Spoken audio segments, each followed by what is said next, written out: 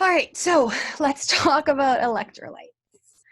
I think this is probably one of the more important sections, so I'll try to go through it in a good amount of detail. Here I've listed the main electrolytes that are affected by kidney disease. Let's add creatinine and BUN or BUN to this. But we're really talking about these main electrolytes here. We already have talked ad nauseum about creatinine and BUN, so I'm not gonna talk more about that. But I will go through and just kind of talk about these ones that are most affected by AKI and CKD.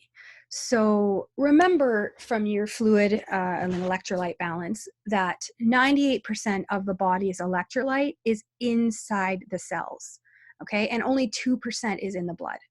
So that's how we want to keep it. It's the sodium that is high in the blood and low in the cells. And you remember the purposes of that in terms of the osmotic gradients and exchange between the cells and so on and so forth. But it is good to remember that we're not supposed to have a large amount of potassium in the vascular system, right? So what does potassium do? So this helps, if I look at these, it helps me with the symptoms later of like hyperkalemia, hypokalemia, right? So potassium regulates intracellular osmolality, which is what we just talked about. It's all about that exchange between sodium, potassium, and so on. The sodium-potassium pump. That is going to be used pretty much everywhere in your body, but all of your nerve impulses, cardiac rhythms, and muscle contraction. Those are three really big areas that are affected by potassium, right? 90% of the potassium that is in the bloodstream that is excreted by the kidneys. And remember that it has an inverse relationship with sodium, usually you'll have, if you have high sodium, you will have low potassium and vice versa. Doesn't always work that way, but again, textbook world. So hyperkalemia. So hyperkalemia is too much potassium, right, in the bloodstream. So this is a really, really late sign in CKD. In AKI, or in acute kidney injury, acute failure, because it's like sudden severe damage, you might have this a lot quicker. But in chronic kidney disease, because it's a progressive disease, by the time it gets to this point where you're hyperkalemic, you're quite usually into stage 4 or 5 of the disease, okay? I want you to think, whenever you see hyperkalemia, I want you to think dysrhythmias. This question will come up, it'll come up in your NCLEX, it'll come up in your HESI, it'll come up everywhere. You need to understand that hyperkalemia has a huge impact on the electrical impulses in the heart, okay? And it can have fatal arrhythmias. We're talking VFib, we're talking even asystole. Like it's a big deal, right? This is why when somebody comes to emerge with hyperkalemia that's like 7 or above, it's an emergency, and we have to actually treat it immediately. And I'll show you how we do that in a minute. So if you have hyperkalemia, okay, the body will actually compensate a little bit. It can't compensate a ton, but it can start to excrete some more of that potassium through your GI system. It's not gonna do nearly what your kidneys can do, but some of it is still being excreted through your GI system, okay? You will especially find, so again, I say it's a late sign, yes. However, people who have CKD that may be in lower stages may still show hyperkalemic because of one of these causes. So I'll just go through a couple. One, they're not following the dietary restrictions, right? Low potassium diet. 2, they're constipated. So the potassium that actually is supposed to be released through the GI system is not being released, right? And so that's going to increase that. Medications is a big one. So medications like ACE inhibitors and potassium sparing diuretics will actually increase your potassium level, right? And so we don't give ACE inhibitors or potassium sparing diuretics to patients who have chronic kidney disease, because we don't want them to hold on to that potassium. You'll see later we actually often will give Lasix or furosemide, and that's because not only does it deal with, does it flush the body of the extra fluid, it actually causes hypokalemia, right? So it's flushing out all of that potassium with the urine. And so that is actually a main treatment of kidney disease, chronic kidney disease as well. So because we talked about back here, what does it do right here? Remember we talked about it's responsible for nerve impulses, cardiac rhythms, and muscle contraction. So what's going to happen if we have too much potassium? Well, you're going to feel it in those areas, right?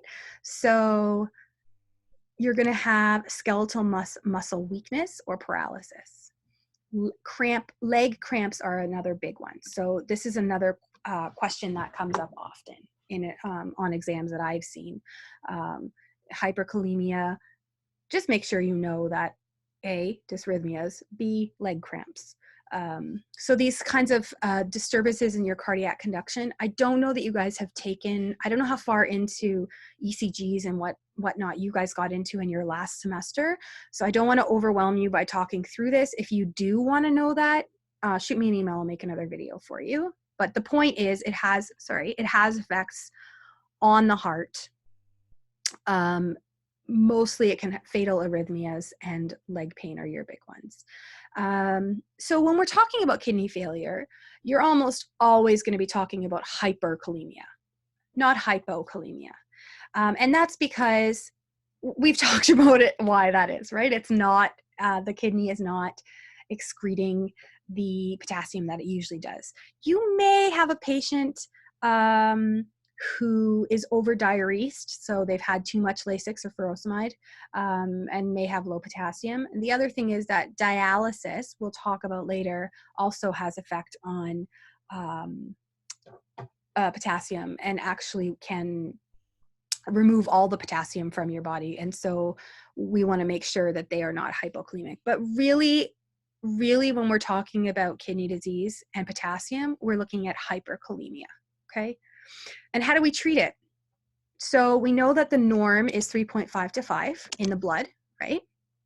Like I said, it is an emergency. The first line of treatment is calcium gluconate.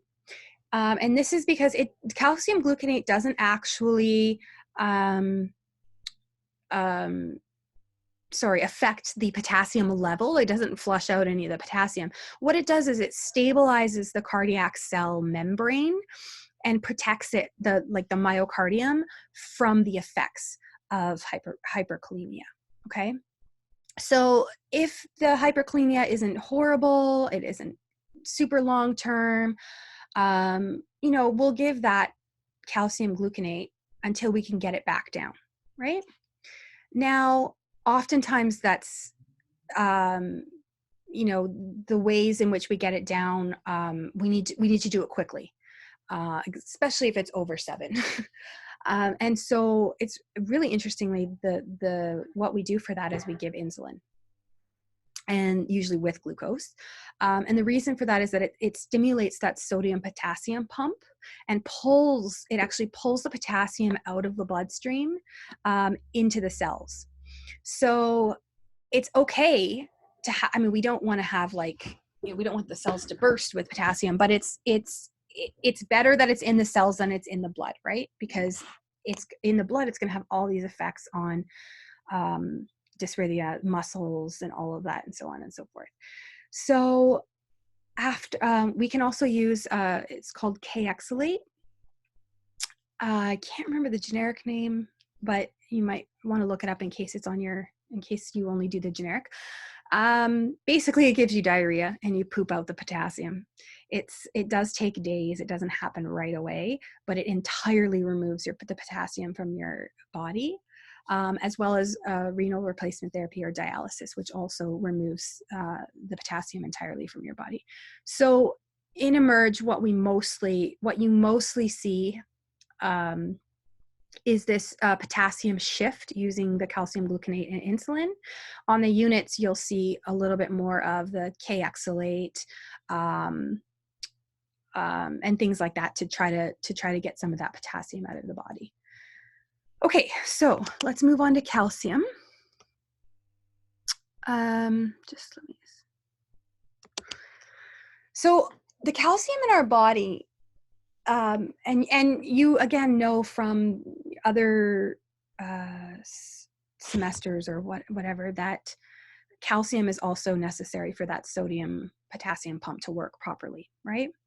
So we need the calcium. The calcium we get is actually all obtained from food. So you eat it, 30% of that is absorbed through the GI tract. The other 70% is excreted. So almost all of that calcium, that 30% that's absorbed, it combines with phosphorus and it's stored in your bones as a reserve. It's there for when you need it. And it is also responsible for things like nerve impulses, myocardial contractions, muscle contraction. But it's also important for teeth and bone health and for blood clotting. Okay, so what I think we talked a little bit about this in one of the other videos, but I'm going to go into a little bit more detail here. So the relationship between kidney failure and calcium is vitamin D, right? The vitamin D is necessary in order for the GI system to absorb that calcium. That's the only place your body gets calcium. And the GI, the vitamin D is there. If there's no vitamin D there, very, very, very little of it will be absorbed, right? Unfortunately, your kidneys are responsible for activating vitamin D, okay? So when you have kidney failure, less vitamin D is converted to its active form, and then less calcium is absorbed in the GI tract. So we have less calcium being absorbed into the bloodstream. The parathyroid hormone will then kick in as a response to that. It will kick in and it will release parathyroid hormone. And what parathyroid hormone does is it's going to pull, remember we said 99% of that calcium that's absorbed is stored in the bones? Well, the parathyroid hormone is going to pull some of that calcium out of the bones and put it into the bloodstream so that it can be brought to the cells all around the body and used for electrolyte exchange and depolarization and all that, okay? The only problem is that when you pull calcium out of the bones, phosphorus always comes with it, okay? Now, you likely, your body needs less of that in the bloodstream. And so when you have hypocalcemia and your body starts to pull the calcium out of the bones, you also will have hyperphosphatemia. Okay, so that's the relationship between calcium and phosphate and vitamin D. Okay. Now, unfortunately, the kidneys, they're not working still, right? And so that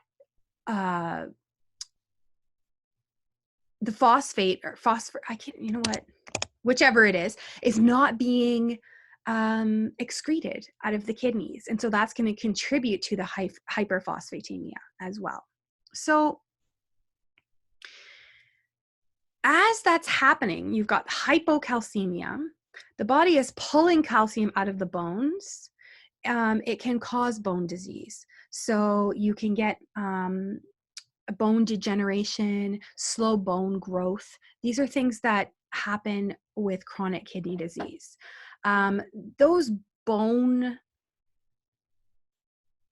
issues happen for a long-term pulling that calcium out of the bones. So you won't have it with an acute kidney injury unless that acute kidney injury then turns into a chronic problem. You will have this with chronic kidney disease, okay? Sorry. Now, it's important to know as well that once the calcium, too much calcium has been pulled out into the bloodstream, the parathyroid hormone will release calcitonin. And what that does is it basically counteracts that calcium and decreases the amount in the blood, okay? The pruritus we were talking about earlier, this is where that comes from. That calcium and phosphate binding, they bind and it deposits in the skin, and that's when you get itching or pruritus in the skin. So I know there's more on this calcium. Okay, so you guys can memorize your norms if you want. So when we're talking about kidney disease, we're mostly talking about hypocalcemia. And that is for the reasons I explained earlier. These are your side effects. The calcium is not, I don't want to say it's not as necessary as potassium for heart conduction, but it's going to cause palpitations, not like a fatal arrhythmia, right? You're going to have confusion, irritability, numbness and tingling, and restlessness. You can look at these and make sure you kind of have an idea of them, but when we're talking about kidney disease, we're mostly talking about hypocalcemia and hyperphosphatemia. And one of the ways that we can check for hypocalcemia is to check these two signs. It's Chvostek's sign and Trousseau's sign. So I'm going to be honest with you guys. I've never seen anyone do this in real life. Usually by the time patients get back to see us, their blood work is back and we can see if they are hypocalcemic. But for the purposes of exams, this is a really good thing to know.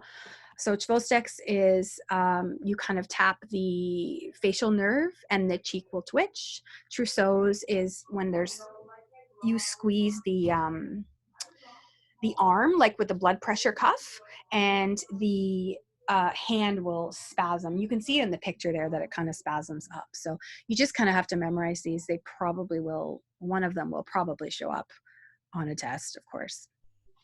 So, oh, I think that's all we had there. Oh no, there's more. Okay.